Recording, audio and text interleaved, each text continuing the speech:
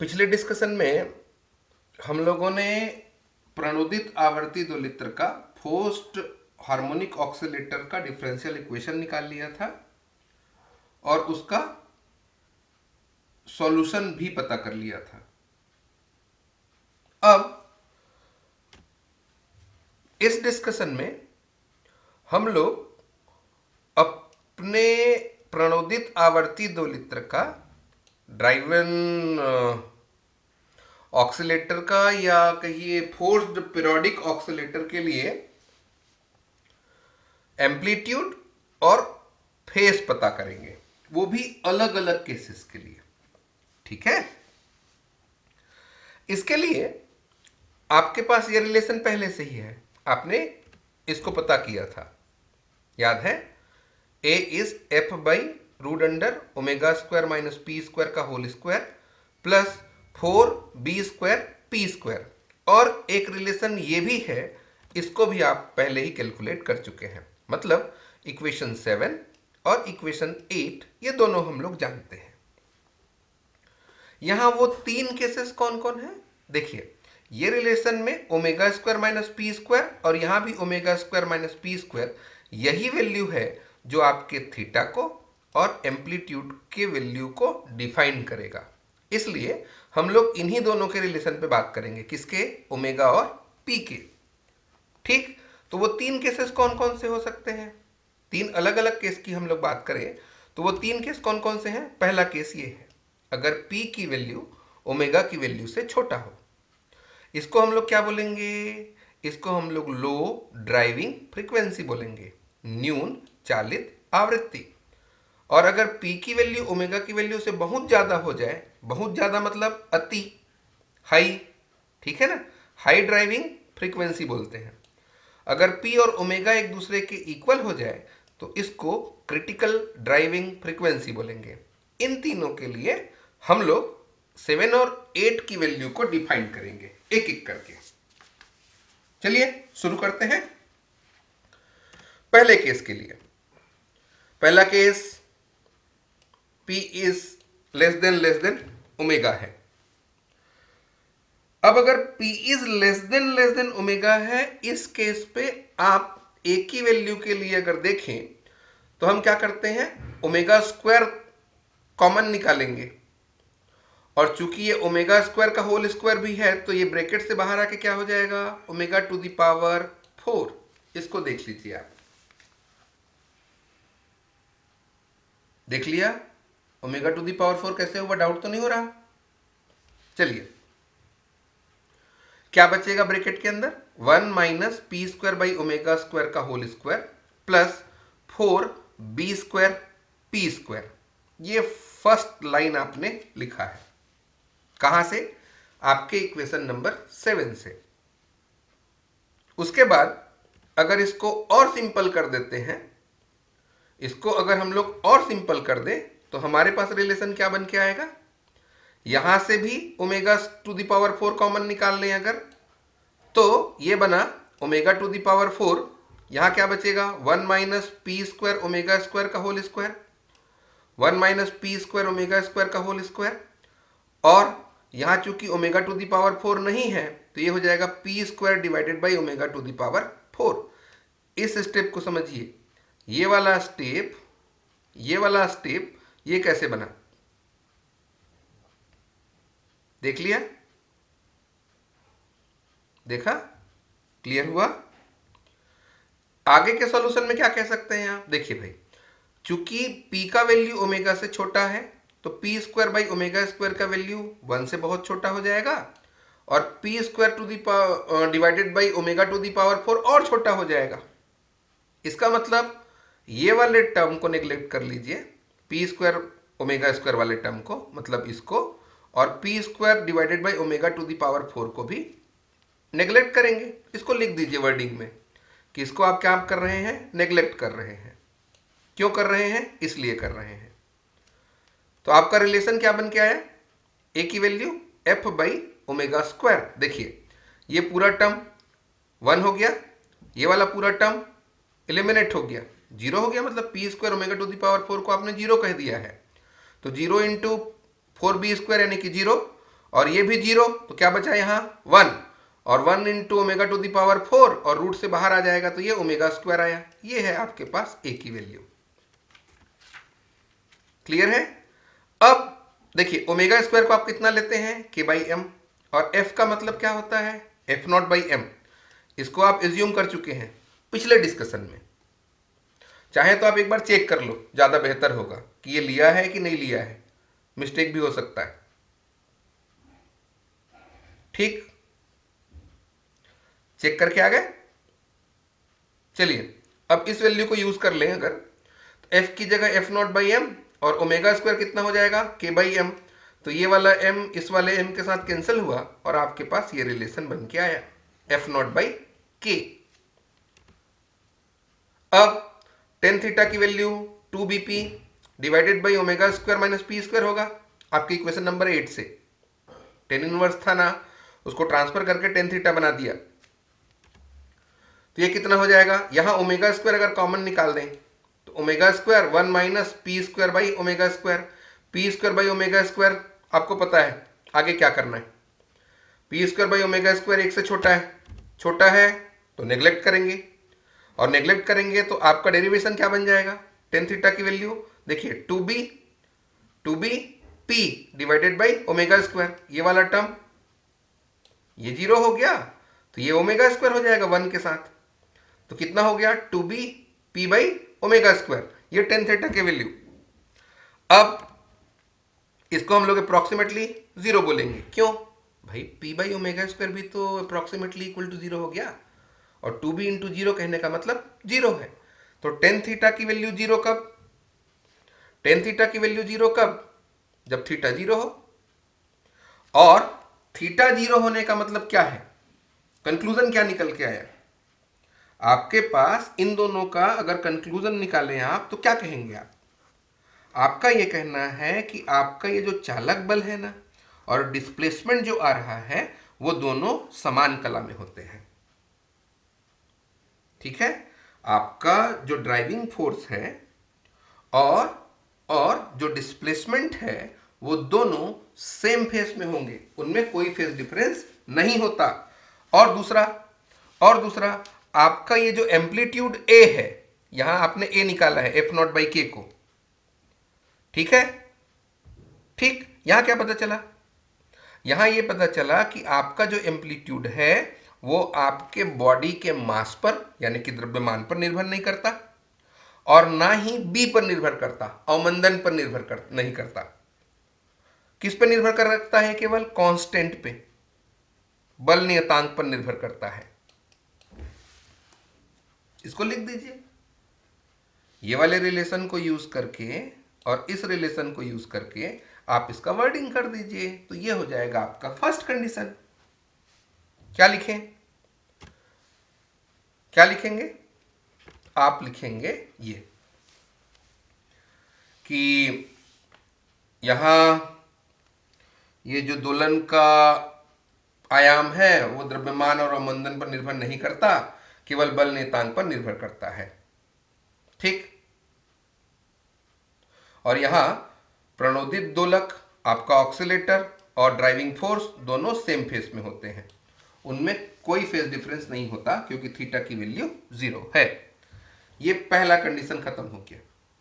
दूसरे कंडीशन पे अगर गए तो आप कहते हैं P is greater than omega है, तो इसके हिसाब से अगर A पे डिस्कस करें, A की वैल्यू इतना है, यहां से हम लोग अगर पी स्क्वायर कॉमन निकाल दें तो पी स्क्वायर कॉमन निकलेगा तो omega square by P square minus 1 होगा, और पी स्क्वायर का स्क्वायर है तो इस ब्रैकेट से अगर बाहर आएगा तो ये पी टू द पावर 4 बन के बाहर निकलेगा, omega square by P square minus 1 whole square plus 4b square P square. Clear है? अब इस पूरे टर्म में से p टू द पावर 4 को अगर कॉमन निकाल दिया जाए तो यहां क्या बचेगा, omega square by P square minus 1 का होल स्क्वायर बचा, plus 4b square divided by P square. Clear है? अब वही आप कहते हैं ना कि बड़े नंबर है, बहुत बड़ा है p की वैल्यू, तो उसको नेगलेक्ट करेंगे वाला केस, तो यहां omega square by P square को नेगलेक्ट किया, 0 बना दिया, और 4b square by P square को भी 0 बना दिया। तो अगर ये वाला टर्म जीरो बन गया और ये वाला टर्म जीरो बन गया तो डिनोमिनेटर में p⁴ ही तो बचा। इसको लिख दीजिए आप कि इसको नेग्लेक्ट करेंगे, और नेग्लेक्ट करने के बाद a की वैल्यू आपके पास ये है, ठीक है। और इसको सॉल्व किया तो आपको मिला ये रिलेशन। क्लियर है? f/p²। यहां तक कोई डाउट नहीं है?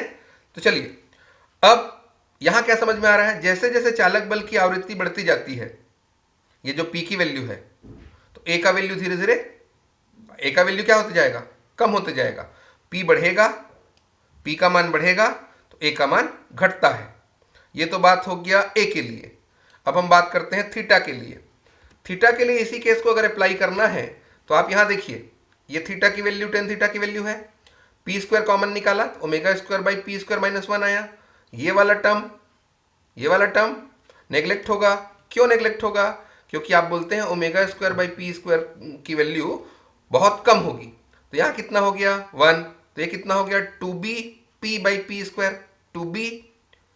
2b यहां p और ये वाला p² को अगर कैंसिल कर दें तो 2b/p - 1, तो माइनस का जीरो कहने का मतलब जीरो माइनस क्यों हुआ, ऐसा डाउट नहीं। माइनस का जीरो मतलब स्टार्टिंग पॉइंट को बता रहा है, ये कहां से आप स्टार्ट कर रहे हैं, ठीक है। ये स्टार्टिंग पोजीशन को बताएगा आपका। इसके लिए थीटा की वैल्यू कितना लेंगे आप, पाई। अब थीटा की वैल्यू पाई आने का मतलब क्या हुआ, इसका मतलब हुआ कि आपका जो प्रणोदित दोलक के विस्थापन की कला चालक बल की कला से पाई कोण पीछे रहता है। ये माइनस पीछे को बता रहा है। विस्थापन की कला है ना, चालक बल की कला से पाई कोण पीछे रहता है। The face of the displacement of the driving oscillator legs behind that of the driving force by an angle pi. Clear हुआ? ये दूसरा केस खत्म हो गया। चलिए आगे चलते हैं, तीसरे केस पे आते हैं, जब p ओमेगा के इक्वल हो जाए। इक्वल होगा तो a की वैल्यू, p और ओमेगा एक दूसरे के इक्वल है, तो ये p और ओमेगा एक दूसरे के इक्वल है, तो ω² - ω² का होल स्क्वायर 4b²p²।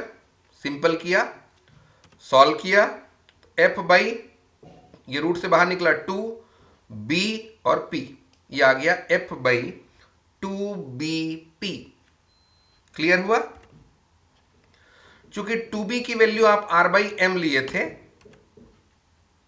और f की वैल्यू तो आपको पता है f0/m, अभी अभी डिस्कस भी किया और पहले भी डिस्कस किए थे। तो ये हो गया f0/m, ये हो गया r/m इंटू p। m और m को कैंसिल करवा दीजिए तो क्या आ जाएगा आपके पास f0/rp। f0/rp a की वैल्यू। क्या क्लियर हुआ इससे? f0/rp से आप क्या समझते हैं? ये जो पोजीशन है, ये जो कंडीशन है p = ओमेगा, इसी को रेजोनेंस कंडीशन बोलते हैं, अनुनाद की स्थिति बोलते हैं। और इस स्थिति में आपका ये जो आयाम a है, एम्पलीट्यूड a है, वो किस पर डिपेंड करता है? वो r पे डिपेंड कर रहा है। ठीक, इसका मतलब अवमंदन अगर कम होगा, डैम्पिंग अगर कम होगा तो एम्पलीट्यूड ज्यादा होता है। ठीक, आगे चलते हैं, इसको नोट कर लिया। अब यहां देखिए, r की वैल्यू अगर 0 कर दिए तो ये मैक्सिमम हो जाएगा इनफाइनाइट तक। r की वैल्यू अगर 0 तो a का वैल्यू इनफाइनाइट हो जाएगा। लेकिन ये कंडीशन में एक कैलकुलेशन बाकी है। अब ये मत समझना कि r की वैल्यू 0 होना ही a मैक्सिमम = इनफाइनाइट को डिफाइन करता है, क्योंकि अगर इस डेरिवेशन पे ध्यान दें आप, यहां a = f/ इतना, तो मैं पूछूं a की वैल्यू किस पर डिपेंड करता है, तो आप बोलेंगे सर ये डिनोमिनेटर पर डिपेंड करेगा, है ना। तो इसके मैक्सिमा निकालने के लिए ये वाला जो डेरिवेटिव है, नीचे वाला जो आपके पास डिनोमिनेटर आया है, इसका मिनिमा पता करना पड़ेगा। ठीक है ना, इसका मिनिमा पता करेंगे, इसको थोड़ी देर में डिस्कस करते हैं। तो अभी आप ध्यान रखिए कि यहां r की वैल्यू 0 होने से a मैक्सिमम इनफाइनाइट हो रहा है। लिख लिया? चलिए आगे बचा है आपका क्या, टेन थीटा, तो omega square minus P square, तो omega square minus omega square 2bp/0 infinite. और इनफाइनाइट कहने का मतलब थीटा की वैल्यू π/2 है, और थीटा का वैल्यू π/2 कहने का मतलब विस्थापन और चालक बल में π/2 कोण पीछे रहेगा। बता दिया इतना। ये 3 केस आपने डिफाइन कर दिए हैं। क्लियर है? तीनों केस क्लियर हुआ? तीनों केस में आपने ए और थीटा की वैल्यू को डिफाइन किया है और उसको एक्सप्लेन किया है। इसके बाद हम लोग बात करते हैं एम्पलीट्यूड एंड फ्रीक्वेंसी रेजोनेंस पे, आयाम और आवृत्ति अनुनाद पे। इसके लिए अभी मैं बोल रहा था कि अगर एक ही वैल्यू को मैक्सिमम करना है तो इसका जो डिनोमिनेटर होगा उसका मिनिमा पता करना पड़ेगा। मिनिमा कैसे पता करेंगे इसका मिनिमा कैसे पता करोगे आप? तो भाई d/dp root under omega square minus P square का square plus 4b² p² is equal to 0 होगा। ये मिनिमा का कंडीशन है, मतलब इसका p के रेस्पेक्ट में डिफरेंशिएशन 0 के इक्वल। इसको अगर आप सिंपल करते हैं तो ये रूट वाला कितना हो जाएगा? रूट को अगर p के रेस्पेक्ट में डिफरेंशिएट करेंगे तो 1/2 रूट आता है ना, तो 1/2 root under omega square minus P square का whole square plus 4b² clear है ये? जैसे मैं कहूं कि रूट अंडर x का डिफरेंशिएशन कितना होगा x के रेस्पेक्ट में, रूट अंडर x का, तो आप क्या बोलते हैं 1/2 रूट x, तो ये हो गया 1/2 रूट x। उसके बाद अब इसका डिफरेंशिएशन करेंगे तो d/dp omega square minus P square का स्क्वायर प्लस ये 2 बार हो गया है plus 4b² p² equal to 0। अब इस टर्म को अगर ट्रांसफर कर दिया जाए तो यहां कितना बचेगा d/dp ये। अब d/dp इसका निकालिए क्या आएगा? अगर इसका p के रेस्पेक्ट में कर दे तो इसका कितना हो जाएगा स्क्वायर का किए तो 2 omega square minus P square, फिर इस पी स्क्वायर का डिफरेंशिएशन करेंगे तो कितना आ जाएगा -2p। यहां कितना होगा देखिए 4b² p² है तो p² का कितना हो गया 2p, तो 4 × 2 8b² p इक्वल टू 0। इसके हिसाब से यहां देखिए इसको सॉल्व करें तो ये -4 omega square minus P square p clear है, और ये तो क्लियर ही है, यहां कोई डाउट नहीं है। अब इसको सॉल्व करते हैं अगर, तो यहां से 4p अगर कॉमन निकाल दें, 4 और p अगर कॉमन निकाल दें माइनस में, तो -4p निकाले तो यहां कितना बचेगा omega square minus P square बचेगा, और यहां क्या बचेगा माइनस में 2b² इक्वल टू 0।